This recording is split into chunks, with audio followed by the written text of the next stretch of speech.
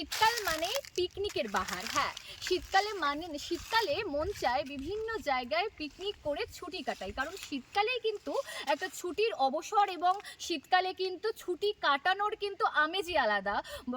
বাড়ি থেকে বিভিন্ন জিনিস বানিয়ে হোক কিংবা পিকনিক স্পটে গিয়ে হোক, বিভিন্ন ধরনের খাবার খেয়ে বন্ধু বান্ধবের সাথে সময় কাটাতে আমরা প্রত্যেকেই চাই। আর এই রকমই প্রকৃতির কোলে থেকে প্রকৃতির কোলে বসে সময় কাটাতে হলে আপনাকে কিন্তু অবশ্যই আসতে হবে ডুয়ার্সের বন বাংলোতে। হ্যাঁ, এই প্রথম আজকে আমরা চলে এসেছি ডুয়ার্সের বন বাংলোতে। আর এইখানকার বৈশিষ্ট্যটা কি জানেন? এখানকার বৈশিষ্ট্য হলো এখানে কিন্তু একদিকে যেমন জঙ্গল রয়েছে, ফরেস্ট রয়েছে, গভীর জঙ্গল বলতে গেলে, আর অন্যদিকে রয়েছে চা বাগান। মানে যেখানে চায়ের পাতার সুগন্ধি নিতে নিতে অন্যদিকে জঙ্গল সাফারিও করতে পারবেন। কারণ যদিও জঙ্গলের দিকে যাওয়া মানা, কিন্তু যারা জঙ্গল ভালোবাসেন, প্রকৃতি ভালোবাসেন, বিশেষ করে চা বাগান ভালোবাসেন, তাদের জন্য কিন্তু ছুটি কাটানোর সেরা ঠিকানাই হলো এই বন বাংলো রিসর্ট। আর আজকে আমরা চলে এসেছি এই বন বাংলো রিসর্টে কোলে সময় কাটাতে। এখানে আমার সাথে আরও আমার 2-3 জন সাথী রয়েছে। তারা কিন্তু এই আজকের দিনটাকে বেছে নেওয়া হয়েছে।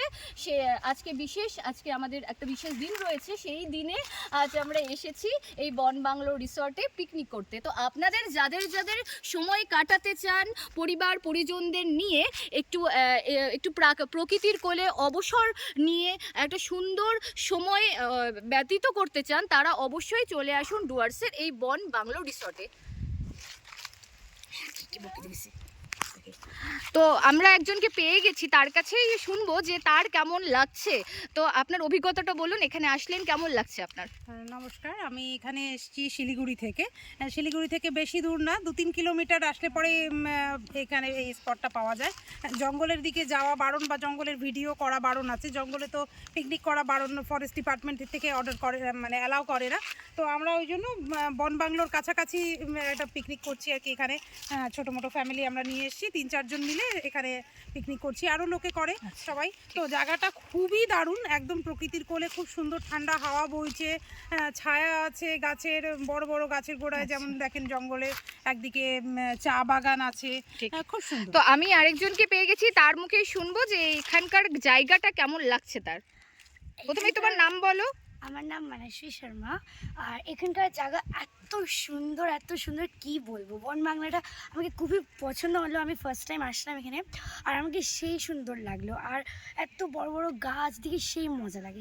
এই প্রথম আসলে এখানে, না এর আগেও এসেছো? এর আগে একবার আসছি, কিন্তু এত ভিতরে তো না, কিন্তু এই জঙ্গলে ঢুকিনি। তো এখন এখানে আসলাম, পিকনিকটা করলাম, ভালো লাগলো। কি কি দিয়ে পিকনিক করলে?